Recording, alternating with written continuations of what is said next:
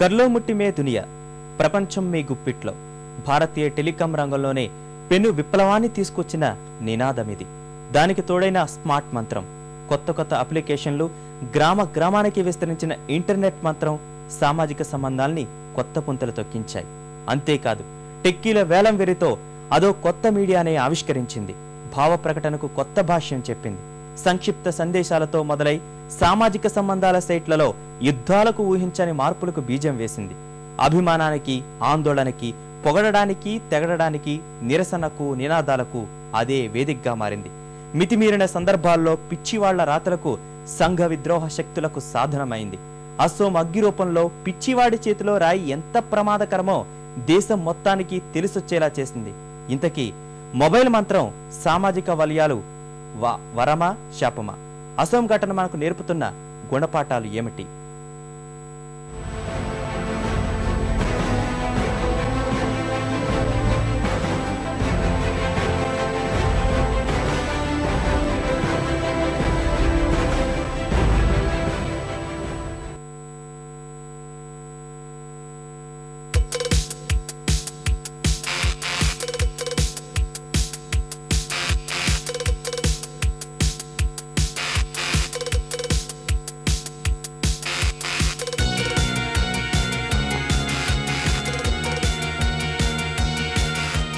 Mobile phone, internet, social media, ప్రస్తుతం దేశం మొత్తం వీటి మీదే చర్చ. విలాసం నుంచి అవసరం, అవసరం నుంచి వ్యసనంగా మారుతున్న సాంకేతిక సరంజామా రేగిన దుమారం ఇది. చిన్న పుకారు క్షణాల్లో దావానలమై దేశ ప్రజాస్వామ్య స్ఫూర్తికే తూట్లు పొడిచేంత ఉపద్రవాన్ని మోసుకొచ్చింది. వేలాది మంది ఈశాన్య రాష్ట్రాల వాసులు ప్రాణాలు అరచేత పట్టుకుని సొంత ప్రాంతాలకు ప్రయాణం కావాల్సిన దుస్థితి కల్పించింది.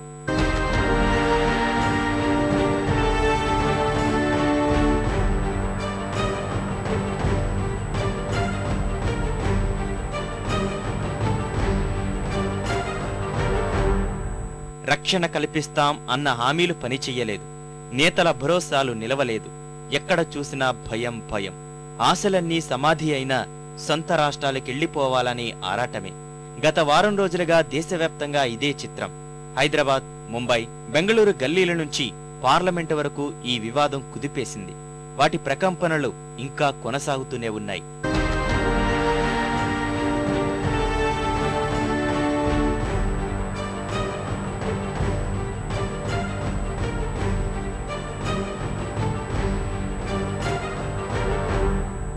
ఈ భయోత్పాతం మొత్తానికి కారణం సోషల్ మీడియా మానసపుత్రిక మొబైల్ సంక్షిప్త సందేశాలు.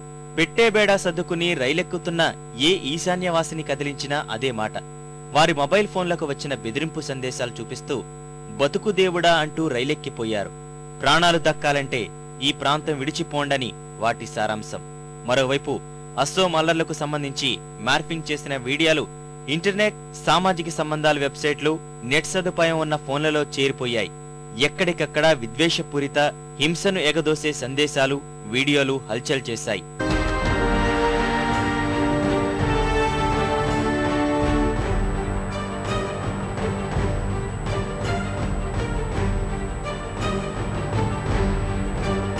ఇంతకీ ఇదంతా ఎవరు చేశారు? అంత పనిగట్టుకుని మొబైల్ ఫోన్లు, ఇంటర్నెట్ ద్వారా హింసాగ్ని రగిల్చాల్సిన అవసరం ఎవరికి వచ్చింది? దీనికి సమాధానం దొరికేసరికి జరగాల్సిన నష్టం మాత్రం జరిగిపోయింది. ఈశాన్య రాష్ట్రాల వాసులు చేస్తున్న ఉద్యోగాలు, ఉంటున్న ఇళ్లు వదిలి తిరిగి వెళ్లిపోయారు. వారం వ్యవధిలో మొత్తం 35,000 మంది వరకు దాడుల భయంతో సొంతూళ్లకు తిరిగి పయనమయ్యారు. చివరకు విచారణలో తేలిన వాస్తవం, ఆ విషపు వార్తలు పెచ్చరిల్లింది దాయాది పాకిస్తాన్ నుంచి. సామాజిక అనుసంధాన వేదికల ద్వారా విద్వేషాలు రెచ్చగొట్టే మొత్తం కుట్రకు అక్కడే బీజం పడింది. దీనికోసం జూలై 2వ వారం నుంచి పెద్ద ఎత్తున కసరత్తు చేశారు. तो अगर आप ये जितना भी बैंगलोर में हुआ है, ये एक हिस्सा है एक साइबर वॉर, साइबर युद्ध का जो भारत के प्रति लड़ी जा रही है. और ये ऐसा नहीं कि ओवरनाइट चीजें हुई हैं. गृह मंत्रालय की अपनी रिपोर्ट कहती है कि साहब जुलाई के सेकेंड हफ्ते के बाद से ही रैंप अप गतिविधियां प्रारंभ हो गई थी. हम एज अ राष्ट्र सोते रहे जब ये तमाम सारी गतिविधियां हुई. हम इतनी मुस्तैदी से नहीं रिएक्ट कर सके जितना हमें करना चाहिए था. लेकिन कोई बात नहीं, हर इवेंट के साथ कुछ ना कुछ सीख होती है। इस इवेंट के साथ सीख है कि इस बार हम फेल हो चुके हैं, कोई बात नहीं, अगली बार कोशिश करेंगे कि इस तरह की जब कभी भी चुनौती आए तो हम प्रिपेयर्ड हो और उसका सामना इफेक्टिवली कर सकें। ఇంతలో రగిలిన అసోం చిచ్చు వారికి కలిసొచ్చింది. వదంతులు వేపింప చేయడానికి ఆస్కారం కల్పించింది. ఈశాన్యవాసులను పోలి ఉండేటటువంటి టిబెట్, థాయిలాండ్ చిత్రాలు మార్ఫింగ్ చేసి మాయ చేశారు. వాటిని కొందరు భారతీయులు డౌన్లోడ్, అప్లోడ్లు చేసుకుని సమస్యను తీవ్రం చేశారు. వాటిని అసోం వీడియోలుగానే ప్రచారం చేసి సొంత రాష్ట్రాలకు తిరిగి వెళ్లకుంటే మీకు అదే గతి అనే హెచ్చరికలు చేశారు. మొబైల్ సంక్షిప్త సందేశాలు, ఇతర సోషల్ మీడియా సాధనాల ద్వారా దేశమంతా పాకేలా చేశారు. ఈ కుట్రకోణాన్ని మొత్తం ప్రాథమికంగా నిర్ధారించిన కేంద్రం దీనిపై పాకిస్తాన్కు ఫిర్యాదు చేసింది.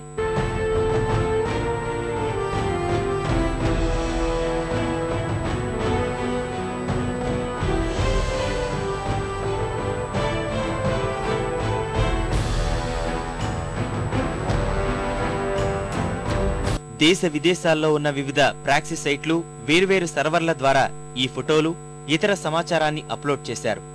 రిజిస్ట్రేషన్ల వివరాల ద్వారా పరిశీలిస్తే కుట్ర మొత్తానికి పాకిస్తాన్ నుంచి బీజం పడిందని స్పష్టమైంది.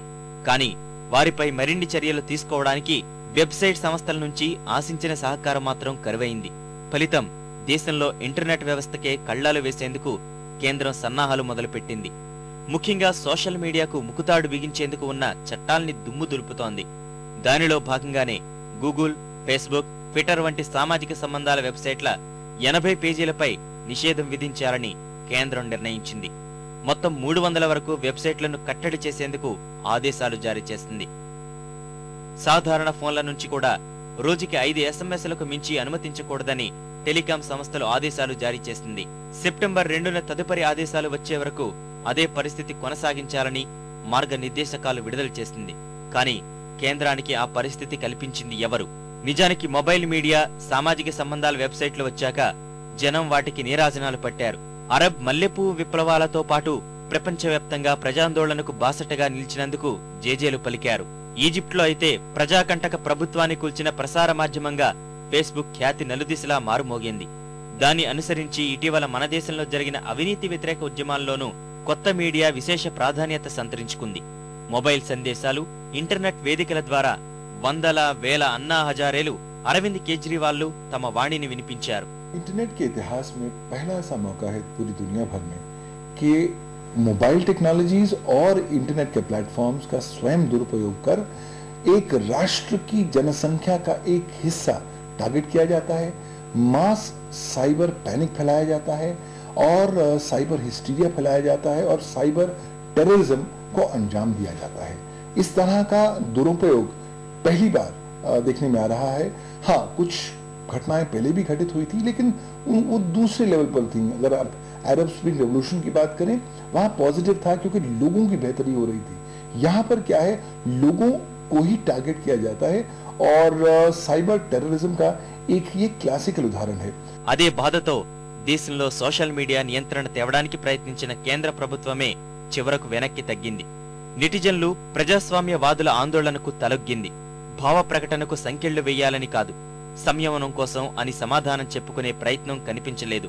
ఎక్కడ చూసినా అదే సోషల్ మీడియా మానియా. కానీ 6 నెలల్లో పరిస్థితి తారుమారయ్యింది. వీనోళ్ల పుగిడిన అదే కొత్త మాధ్యమాన్ని లక్షనోళ్ల తెగడాల్సిన సంకట పరిస్థితి దాపరించింది. इस बारे में बहुत ज्यादा लोगों को जानकारी यहाँ पर अभी नहीं है। हम अभी किस तरीके से ये जो सोशल मीडिया है, जिससे बहुत जल्दी कम्युनिकेशन हो जाता है, यानी अगर आप दिल्ली में बैठे हुए हैं, गांव में आपकी पत्नी बैठी हुई है, तो आप वहाँ बहुत सस्ते में रोज उससे बातचीत कर सकते हैं। इसका एक दूसरा पहलू भी है, यानी हम दर्जा 5 में पढ़ते थे ना कि विज्ञान के फायदे भी होते हैं, नुकसान भी होते हैं। उसका एटम बम भी बन सकता है, उससे ऊर्जा भी बन सकती है, उससे बिजली भी बन सकती है। तो यही चीज इसके साथ भी है और इसको समझने की जरूरत है।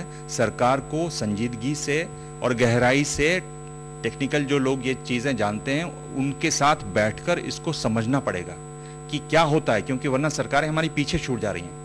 खबर बिल्कुल आग की तरह, आग से भी तेज फैल रही है ये एसएमएस की जो। నిపుణులు మాత్రం ప్రస్తుతం పరిస్థితికి దేశంలో చట్టాల్లో లొసుగులే ఆధారమని నిందిస్తున్నారు. పదునులేని సైబర్ చట్టాలు సమస్యను తీవ్రం చేస్తున్నాయని ఆందోళన వ్యక్తం చేస్తున్నారు. కట్టుతప్పిన వారికి కఠిన శిక్షలు అమల్లోకి తీసుకురావాలని కేంద్రానికి సూచిస్తున్నారు.